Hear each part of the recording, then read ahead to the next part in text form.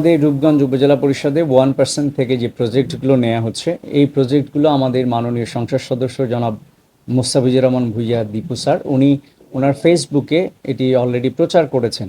যখনই কোনো প্রকল্প আমরা নিচ্ছি সেই প্রকল্পগুলো ওনার ফেসবুক আইডিতে উনি দিচ্ছেন। একই সাথে আমাদের উপজেলা প্রশাসনের যে ফেসবুক আইডি রয়েছে, পেজ রয়েছে, সেগুলোতেও আমরা এটি ওপেন রেখেছি যাতে জনসাধারণ জানতে পারে কোথায় প্রকল্প নেওয়া হচ্ছে এবং প্রকল্পগুলোর আদৌ কোনো কাজ হচ্ছে কিনা।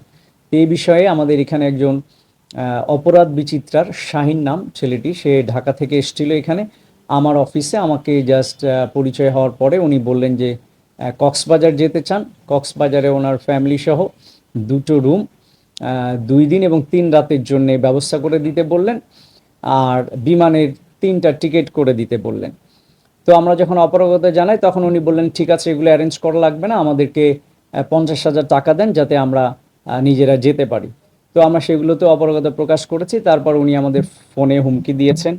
ফোনে আমাদের যে হুমকিটি দিয়েছেন এখানে দেখেন লেখা আছে যে আপনি কোথাকার কোন তালেবার, আপনাকে আমরা দেখে নিব এবং 1 সপ্তাহের মধ্যে আপনি বুঝতে পারবেন আমাদের সাথে আমাদের কথা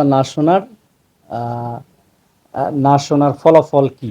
তো এইভাবে উনি আমাদেরকে হুমকি দিয়েছেন। এরপরে এই নিউজটি করেছেন এবং নিউজের কন্টেন্টে আপনি দেখবেন কোনো কন্টেন্ট নাই, জাস্ট বলা হয়েছে যে এখানে আমাদের যে প্রজেক্টগুলো নেওয়া হয় 1% থেকে সেখানে টাকার তছরূপ হয়েছে, বাট কোথায় হয়েছে, কিভাবে হয়েছে, কোনো ধরনের তথ্য নাই। মোট কথা উনি আসলে কিছু টাকা চেয়েছিলেন এবং এটি আসলে আমাদের দেশের একটি অশনি সংকেত যে কিছু অনলাইন পোর্টাল যাদের আসলে দায়বদ্ধতা নাই তারা এই বিভিন্নভাবে, বিশেষ করে আমাদের YONO office, AC land office, engineering office, এই অফিসগুলোতে গিয়ে তারা এই ধরনের চাঁদা দাবি করেন এবং না দিলে সামাজিকভাবে বিব্রত করার চেষ্টা করেন। বাট এটি আমরা অলরেডি আমাদের মন্ত্রণালয়কে জানিয়েছি এবং তারা এই বিষয়ে ওয়াকিবহাল রয়েছেন।